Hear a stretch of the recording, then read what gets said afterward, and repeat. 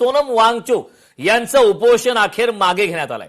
तब्बल 26 दिवसांच्या प्रदीर्घ अशा प्रतीक्षेच्या कालावधीनंतर अखेर वांगचुक यांचं उपोषण मागे घेण्यात आलंय। जेपी नड्डा यांच्या हस्ते उपोषण सोडण्यात आलं। मोदींनी कठोर कायद्याची घोषणा करणारा संदेश दिल्यानंतर हा निर्णय घेण्यात आलाय। उपोषण मागे घेण्यामागे अनेक अटींवर प्रदीर्घ अशी चर्चा झाल्याची सुद्धा माहिती मिळते। तर नीट पेपर फुटी प्रकरणी बेमुदत उपोषणावर असलेले सामाजिक कार्यकर्ते सोनम वांगचुक यांनी शुक्रवारी रात्री 26व्या दिवशी आपलं उपोषण मागे घेतलंय।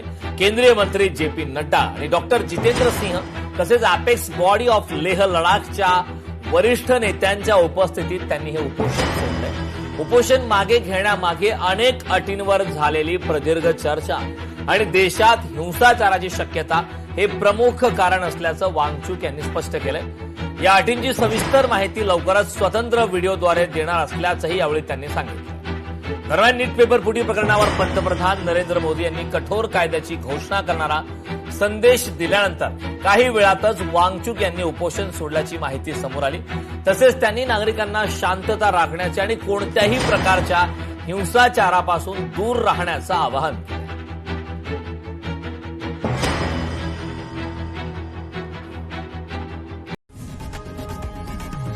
लोकशाही मराठी ऐका, पहा, जागरूक रहा।